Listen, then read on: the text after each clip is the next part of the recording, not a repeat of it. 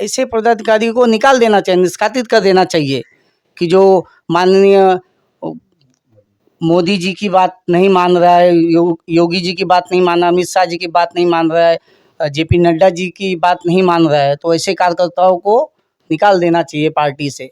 Party विरोधी काम करने के तहत उनको पार्टी से निष्कासित किया जाना चाहिए। विरोध कर रहे हैं, उनके सामने लड़ेंगे बोलते हमारे साथ पूरा बीजेपी है। तो कहीं ना कहीं अगर आप एक सीट पे विरोध कर रहे हैं, अगर सुभाषपा चाहेगी तो इसका नुकसान कितना उठाना। अगर पूरे उत्तर प्रदेश की बात करें तो राजभर समाज की जो कम्युनिटी है काफ़ी ज़्यादा है। अगर सुभाषपा के लोग राजभर समाज ने विरोध करना किया तो कितना नुकसान उठाना पड़ेगा।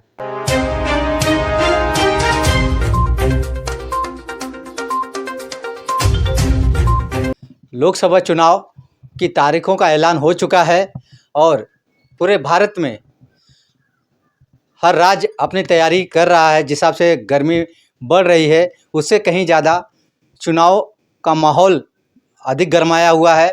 और इस समय हम मुंबई में हैं और हमारे साथ हैं अच्छे लाल राजभर जी हैं, जो बीजेपी के अंधेरी पूर्व विधानसभा के सचिव हैं।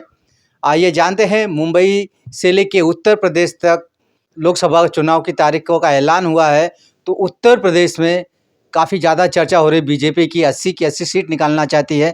तो सबसे पहले मुंबई से शुरुआत करेंगे। सबसे पहले हमारे यूट्यूब चैनल में आपका स्वागत है। जय श्री राम। सबसे पहले तो मैं अखिलेश जी आपका और संतोष जी का मेरे यहाँ पे स्वागत करता हूँ और आपके राजभर एक्सप्रेस चैनल को बहुत बहुत शुभकामनाएं देता हूँ। चुनाव की तारीखों का ऐलान हो चुका है। मुंबई महाराष्ट्र में कितनी तैयारियां हैं बीजेपी की लोकसभा चुनाव को लेकर? अखिलेश जी यहाँ पे मुंबई में तो काफ़ी तैयारियां हो चुकी है। आदेश भी आ गया, सभी कार्यकर्ताओं काम पे पहले से लग गए हैं। बीच में हमारे राष्ट्रीय अध्यक्ष नड्डा साहब भी आए थे, उन्होंने सबको आदेश दे दिया कि आप लोग काम पे लग जाइए। और यहाँ पे पूरी सब जितने भी बीजेपी पार्टी के सभी कार्यकर्ताओं हैं तन मन से मतलब लग गए हैं काम में। और मुंबई में 20 तारीख को चुनाव है यहाँ पे, तो 20 तारीख का जो चुनाव है उसमें हमारा गठबंधन जो है वो मुंबई की सभी 6 सीटों पे चुन के मोदी जी को प्रधानमंत्री बनाने के लिए सहकार करेगी। जहाँ तक आप मुंबई की बात कर रहे हैं, 6 सीटों पर आपने कहा कि लड़ेंगे, टक्कर कौन से सीट पे कहाँ से मिलने वाली है कि जीत जाएंगे आसानी से? देखिए अखिलेश जी, विपक्ष के पास पहली बात तो कोई चेहरा नहीं है और यहाँ मुंबई में तो 6 सीट हम जीतेंगे। कोई मुकाबला यहाँ पे दिखता हुआ नज़र नहीं आ रहा है।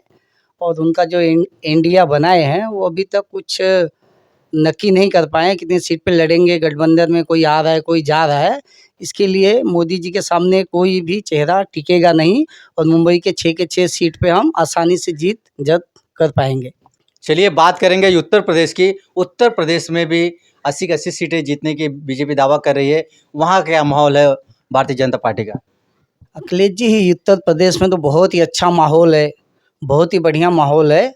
वहाँ पे हमारे एनडीए में ओम प्रकाश राजभर जी, संजय निषाद जी, अनुप्रिया पटेल जी, सभी का गठबंधन है। तो वहाँ पे तो 80 की 80 सीट हम चुन के आएंगे और हमारे पास मोदी जी का चेहरा है, उनके मुकाबले तो कोई देश में ही नहीं है, ऐसा है। इसके लिए वहाँ कि हम 80 की 80 सीट चुन के मोदी जी को फिर से प्रधानमंत्री बनाएंगे।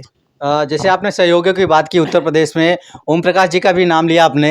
हाँ, बीजेपी ने गठबंधन के तौर पे एक सीट घोसी लोकसभा का टिकट सुहेलदेव भारतीय समाज पार्टी को दिया। वहाँ से सुभाषपा के नेता अरविंद राजभर जी को उतारा गया है। लेकिन आपके ही बीजेपी के कुछ लोग उनका विरोध कर रहे हैं, निर्दलीय लड़ना चाहते हैं उनके विरोध। आखिर ऐसा क्यों, गठबंधन होने के बावजूद? नहीं, ऐसा नहीं करना चाहिए। वो जो भी ऐसा कर रहा है वो पार्टी हित में नहीं कर रहा है। वो मोदी जी को नहीं मान रहा है, योगी जी को नहीं माना, अमित शाह जी के आदेशों का पालन नहीं किया जा रहा है, जेपी नड्डा जी का मान सम्मान नहीं रखा जा रहा है। वो हमारे गठबंधन के सहयोगी हैं तो उनको एक सीट मिला है। वो हमारे देश के प्रधानमंत्री माननीय मोदी जी, गृह मंत्री अमित शाह जी, जेपी नड्डा जी, वो सब तय करते हैं मतलब गठबंधन में किसको सीट देना है नहीं देना। अगर दिए हैं तो किसी को वहाँ पे विरोध नहीं करना चाहिए। अगर पार्टी का कार्यकर्ता है तो वो पार्टी का ऐसा कोई कर रहा है तो पार्टी का बीजेपी का कार्यकर्ता हो ही नहीं सकता है।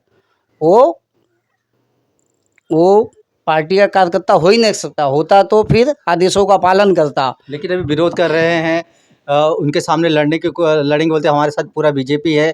तो कहीं ना कहीं अगर आप एक सीट पे विरोध कर रहे हैं, अगर सुभाषपा चाहेगी तो इसका नुकसान कितना उठाना। अगर पूरे उत्तर प्रदेश की बात करें तो राजभर समाज की जो कम्युनिटी है काफ़ी ज़्यादा है।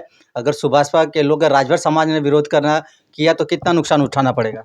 नहीं ना, वो ऐसा विरोध तो फिलहाल करेंगे नहीं, क्योंकि वो विरोध कर ही नहीं सकते हैं। और ये जो विरोध कर रहा है वो पार्टी का कार्यकर्ता हो ही नहीं सकता। अखिलेश जी, सबसे पहले तो मैं आपको बोलना चाहूँगा, जो कोई कर रहा है वो कोई लालच में कर रहा है, वो पार्टी का कार्यकर्ता हो ही नहीं सकता और उनके विरोध से कोई मतलब नहीं है। तो ऐसे पदाधिकारियों को क्या करना चाहिए। ऐसे पदाधिकारी को निकाल देना चाहिए, निष्कासित कर देना चाहिए कि जो माननीय मोदी जी की बात नहीं मान रहा है, योगी जी की बात नहीं मान रहा, अमित शाह जी की बात नहीं मान रहा है, जेपी नड्डा जी की बात नहीं मान रहा है, तो ऐसे कार्यकर्ताओं को निकाल देना चाहिए पार्टी से। पार्टी विरोधी काम करने के तहत उनको पार्टी से निष्कासित किया जाना चाहिए। चलते चलते आखिरी सवाल आपसे, देश के प्रधानमंत्री नरेंद्र मोदी जी को इस बार भी आप लोग तीसरी बार प्रधानमंत्री बनाएंगे, विपक्ष में कोई चेहरा नहीं है, तो इस चुनाव को किस नज़र से देखते हैं आप। प्रधानमंत्री नरेंद्र मोदी जी के लिए कितना आसान हो सकता है सफ़र या कठिन होगा ये। अखिलेश जी कोई कठिन नहीं है, प्रधानमंत्री जी के सामने कोई ऐसा चेहरा ही नहीं है। और अब की बात तो 400 पार का मोदी जी ने नारा दिया है, तो 400 पार। और पूरे देशवासियों को मोदी जी के ऊपर गर्व करना चाहिए कि ऐसे पहली बार ऐसा कोई प्रधानमंत्री हमको मिला है जो राष्ट्र हित में, देश हित में विकसित भारत का निर्माण कर रहे हैं। इसीलिए सभी देशवासियों उनको तीसरी बार भी प्रधानमंत्री बनाएंगे, वो भी 400 पार करके बनाएंगे।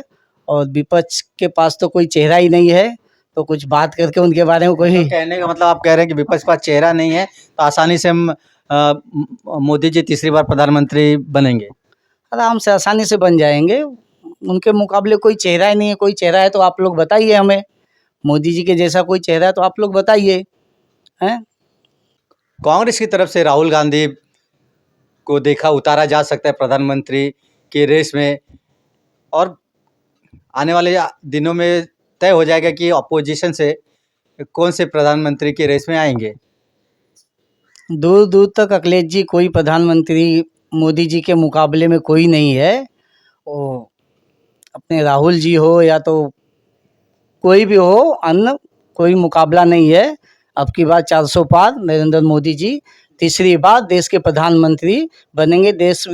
देश विकसित में सभी देशवासियों उनका सपोर्ट करेंगे, उनका साथ देंगे और देश ऊंचाइयों पे जाएगा अपना। जय हिंद, जय भारत, जय श्री राम। बहुत बहुत धन्यवाद।